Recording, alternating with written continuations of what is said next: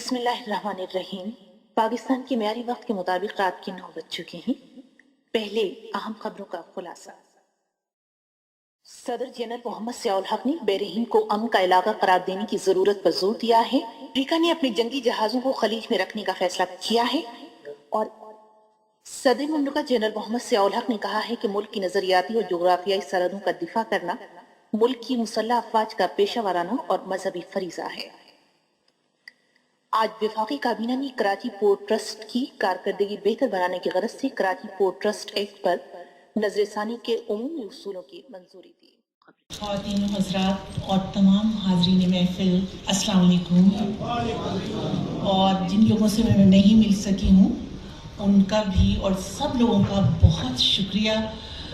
مجھے بالکل آپ لوگوں کو سب کو دیکھ کے بالکل یوں لگ رہا ہے، بلکہ یہ اس کتاب پر اب تک جو رد عمل ہے وہ مجھے لگ رہا ہے جیسے کوئی حیات نو مل گئی ہے۔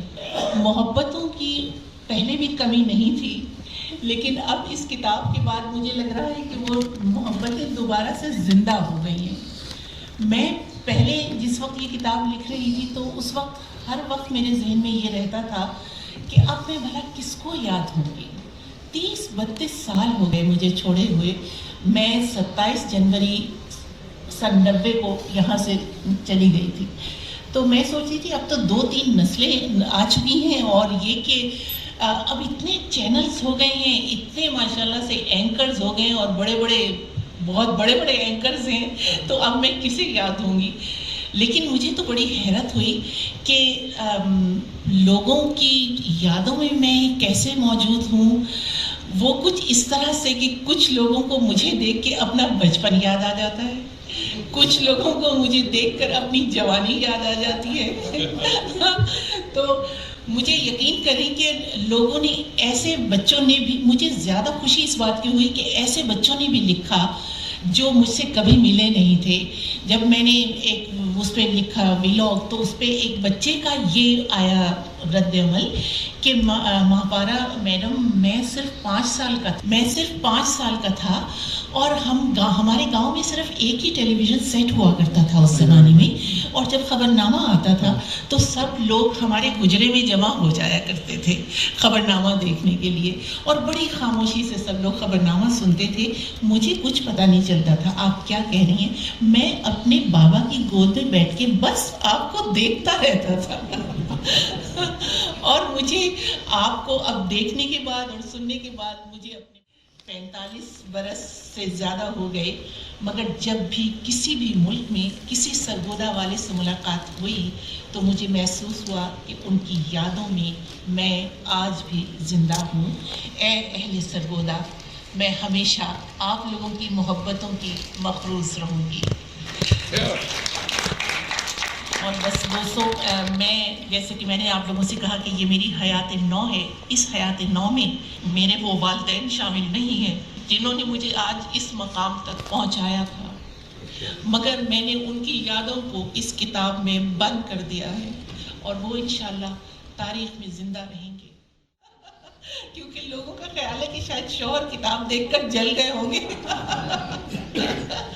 تو لیکن اس لیے انہوں نے ریکارڈ کر کے بھیجا ہے۔ بس میں اب بیٹھتی ہوں، اور اس کے بعد پھر آپ لوگوں سے کہ اگر پی ٹی وی کی ایک ہسٹری کرونیکل آرڈر میں مہاپارا صفدر صاحبہ نے لکھی ہے، تو ایک بہت عرصہ دراز جو ہے وہ فاروق سہیل گویندی صاحب نے بھی پی ٹی وی پہ کام کیا۔ اچھا، اکثر یہ کہا جاتا ہے کہ یہ پبلشرز ہیں، یہ تھنک ٹینک ہے، یہ درسگاہ ہے، یہ دانشگاہ ہے، ہمارا دوسری دانشگاہ سے کوئی تعلق نہیں، کمپیریزن ڈرا ہو جاتا ہے، کمپٹیشن بن جاتا ہے۔ لیکن جب یہ بات میں نے فاروق سہیل گویندی صاحب سے کہی کہ یہ کتاب تو کسی اور پبلشر نے شائع کی ہے، بک کارنر جہلم نے، تو آپ نے اس کی لانچنگ کا کیسا سوچا؟ تو انہوں نے کہا کہ بات اگر علم کی ہو، بات اگر آگہی کی ہو، بات اگر عمل کی ہو، تو ہم لرننگ اور نالج پارٹنرز ہیں۔ میں نے کئی کتابوں کی تقریبات رکھی اور اپنی صرف 2 کتابوں کی تقریبات رکھی، میری 14 کتابیں ہیں، اور کئی ایسے دوستوں کی رکھی، کبھی کسی نے شائع کی۔ ایون ٹیلی ویژن میں میں کرنٹ افیئر کا پروگرام کرتا تھا، جو کہ بڑا قیمتی ٹائم ہوتا ہے، پرائم ٹائم، اور میں نے ہی انٹروڈیوس کرایا تھا پرائم ٹائم شو میں کہ اینڈ پر 5 منٹ آج کا دن اور آج کی کتاب، اور تیز تیز بولتا تھا جو پڑھی، اور اس میں کوئی ہمارے ادارے کی چھپی ہوئی شاید ایک کتاب تھی. مہپارہ صاحبہ کی کتاب کو تقریب منانا اس لیے میرے پہ لازم اور واجب تھا.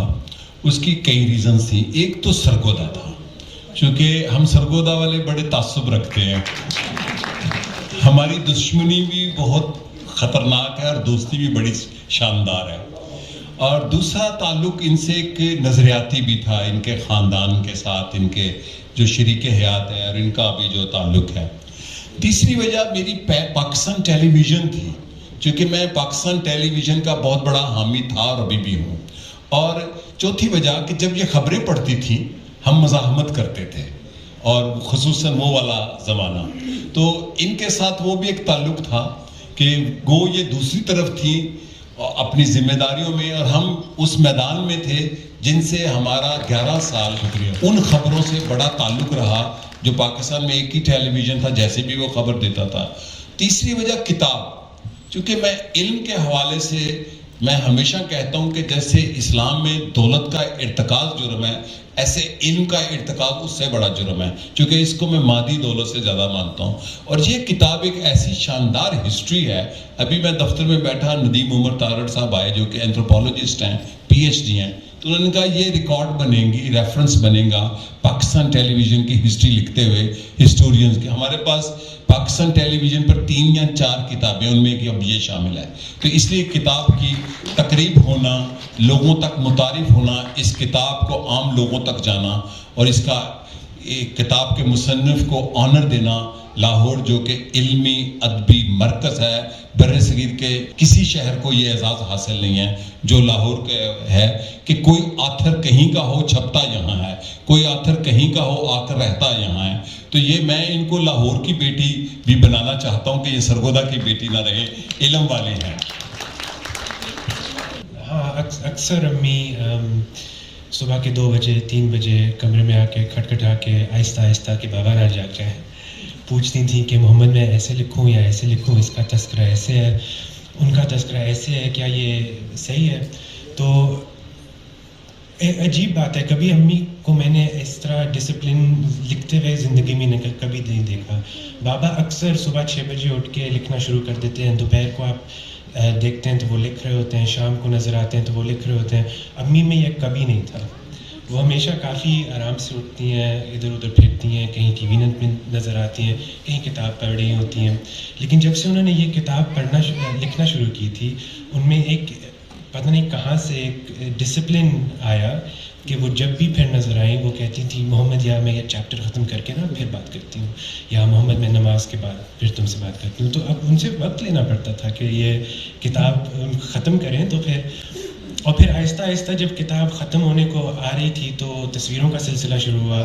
تو کہیں ادھر سے تصویر نکالتی تھیں کہ محمد یہ تصویر تو کتاب میں لازمی لگنی چاہیے، اور پھر کہیں اور سے تصویر نکالتی تھیں کہ یہ تو ہو جائے کتاب میں. اور پھر آخر میں مجھ سے کہتی ہیں کہ محمد یہ تصویریں ذرا ڈیجیٹلائز کر کے کر دو، 5 منٹ لگیں گے. اور 200 تصویروں کا تھدا میرے سرانے لگ کے چلی گئی. 5 منٹ. لیکن ہاں ایک بہت اچھی چینج آئی ان میں جب یہ کتاب لکھ رہی تھیں، پڑھ کے سناتی بھی تھیں. اور مطلب ہمیں بہت خوشی ہے، ہمیں فخر بھی ہے کہ انہوں نے بالآخر شاید ہمارے تانوں کے بوجھ تلے کہ آپ کی کتاب کب آئے گی، بالآخر انہوں نے یہ لکھ دی. لیکن اب ہمیں بہت فخر محسوس ہوتا ہے. دیکھیں یہ ایک حقیقت ہے کہ ہجرت جو ہے وہ اس نے بہت اثرات مرتب کیے، جو لوگ وہاں سے آئے اور جو لوگ یہاں بھی تھے ان پہ بھی. لیکن سب سے پہلے تو میں یہ کہوں گا کہ مہپارہ صفدر سے ہمارا تعلق لڑکپن اور جوانی سے ہے، اس سینس میں کہ ایک ہی ٹی وی ہوتا تھا اور اس میں انہیں ہی دیکھتے تھے. اور ہمارے بزرگ کہتے تھے کہ اگر آپ نے اردو کا تلفظ اس کا لہجہ صحیح کرنا ہے تو ان کو سنا کرے اپنی اردو کو بہتر کرنے کے لیے. دوسری بات یہ ہے کہ لکھنا اور کتاب لکھنا اور پھر کتاب کو پبلش کرنا اور دوسرے لوگوں تک پہنچانا، یہ بہت بڑا کام ہے. اور خاص طور پر وہ لوگ जो हमारी मेन स्ट्रीम के लोग हैं, उर्दू का लहजा और यानी इस अंदाज में यानी खबरें पढ़ना कि बोझल ना महसूस हो और साथ साथ बच्चे उर्दू सीख भी सके, ये मैं पारा सफदर की ख़ास जो है वो हम देखते हैं कि पाकिस्तान में जितने भी अदबी प्रोग्राम होते हैं वो एक टिपिकल स्टीरियोटाइप के होते हैं. आपने आज उनमें बहुत इनफरादियत पैदा की. एक राइटर हो या एक तख्लीक कार हो, अगर उसमें बगावत नहीं है तो मैं नहीं समझता कि वो आगे पिनप सकता है या आगे सर्वाइव कर सकता है. आप यही देखें कि मेरा ज़माना मेरी कहानी में मोहतरमा महापारा सफदर ने जो अपनी किताब के जो मज़ामीन हैं इन्हें अप्रिशिएट करेंगे कि हर उन्वान जो है वो मुनफरिद है, मुतनव्वो है, और यही वजह है कि पढ़ने में ये किताब दिलचस्पी का बायस है. और दूसरा, मैं मोहतरमा को इस लिहाज से भी अप्रिशिएट करूँगा कि इन्होंने इस किताब का जो उन्वान रखा है बहुत कशीरुल जहद नाम है. फ़र्ज़ किया कि अगर मोहतरमा ये नाम रखती कि महापारा और पीटीवी या महापारा पीटीवी से बीबीसी लंदन तक, तो ये यकीनन मुश्किल में फंस सकती थी, क्योंकि इनके पास पाकिस्तान से हिजरत, पीटीवी और बीबीसी, इसके अलावा कुछ नहीं. लेकिन यहाँ इन्होंने बहुत दानिशमंदाना फैसला किया कि किताब का नाम मेरा ज़माना मेरी कहानी जो तजवीज़ किया वो अब इसमें खुल के लिख सकती थी, और इन्होंने खूब लिखा. तमाम स्टेज पर मेहमानान गिरामी, ख़ास तौर पर मोहतरमा महापारा सफदर, मेरे मुर्शद फ़ारूक सुहेल गोविंदी, प्रोफेसर रज़ी हैदर साहब और मोहतरम असलम मलिक साहब और तमाम सामीन कराम, अस्सलाम वालेकुम. इतना मेरा हक बनता था कि मैं मुल्तान से आया हूँ स्पेशल इसी प्रोग्राम के लिए, बल्कि मुल्तान से भी आगे मुजफ्फरगढ़ से. तो इतना मेरा हक बनता था कि मैं आपका कीमती टाइम जो है वो 2-4 मिनट ले सकूं. तो किताब जो मैंने पढ़ी, जो मेरे एहसासात थे, वो तकरीबन वही बात चल रही है जो शुरू से सुहेल साहब लेके चल रहे हैं. एक तो मेरी ये खुशकिस्मती है कि मैं आज मोहतरमा महापारा सफदर की किताब पर जो इनकी रिशात कलम है उस पर मैं इजहार ख्याल कर रहा हूँ. पीटीवी जो हमारा था, अब वो पीटीवी हमारा नहीं रहा, इसमें कोई शक नहीं है.